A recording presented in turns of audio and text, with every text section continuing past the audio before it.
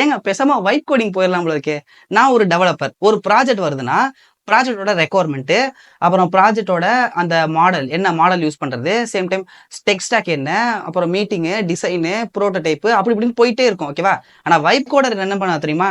ஒரு ஹெட்செட் எடுத்துட்டு காதுல மாட்டின்னு ஒரு லவ் ஃபெயிலியர் சாங்க கேட்டு அவனுக்கு அப்பதான் பிரேக்கப் ஆயிருக்கும். லவ் ஃபெயிலியர் சாங் கேட்டுக்கின்னு ChatGPTல போயிட்டு my girl friend recently broke up with me and now I want to create a dating website where I am the only male user and all others are female user. இவனோட ஐடியாவை பாருங்க. இவெல்லாம் எங்கேயோ போக வேண்டிய ஆளு. Type பண்ணிட்டு ChatGPT சொல்லியிருக்கான். அதுவும் வெக்கமே இல்லாம ChatGPT எல்லாத்தையுமே கொடுத்துருச்சு ஸ்ட்ரக்சர். இப்போ இதுல என்னன்னா, இப்போ அவனுக்கு அது எங்க ரன் பண்றதுன்னு சொல்லிட்டு தரல. ஓகேவா? இப்போ அவன் வந்து இது கேட்டானா VS Codeல ரன் பண்ணு சொல்லும், சப்ளைம்ல ரன் பண்ணு சொல்லும். இதுல எனக்கு ஒரு எரர் வருது, கிளியர் பண்ணி கொடுனா அதையும் கிளியர் பண்ணி கொடுத்துரும்.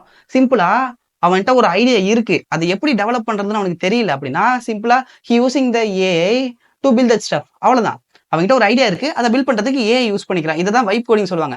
ஆனா இதுல என்ன ஒரு டிஸ்அட்வான்டேஜ்னா, ஒரு பேசிக் ஃபண்டமெண்டல்ஸ் தெரியாம நீங்க வைப் கோடிங்ல போனீங்கன்னா, இது எப்படி தெரியுமா இருக்கு? நான் சைக்கிளே ஓட்ட மாட்டேன், ஆனா எனக்கு பிளேன்ல போகணும். சைக்கிள் ஓட்டினா தான் பைக் ஓட்ட முடியும், பைக் ஓட்டினா தான் காரு, கார் ஓட்டினா தான் next lorry, train, aeroplane. Even டைரக்டா ஏரோப்ளேன்ல போயிட்டு ஓட்டணும் அப்படின்னா அது எப்படி முடியும்? பேசிக்ஸ் தெரிஞ்சாதான் நம்மளால வந்து அதுல எதுனா ஒரு எரர் வந்துச்சுன்னா ரெக்டிஃபை பண்ண முடியும். நம்ம ஃபுல் அண்ட் ஃபுல் ஏஐலே உட்காந்துட்டோம்னா என்ன ஆகுறது? ஸோ வைப் கோடிங் நல்ல விஷயம் தான். ஆனா பேசிக்ஸ் தெரிஞ்சுக்கிட்டு வைப் கோடிங் போறது தப்பு இல்ல.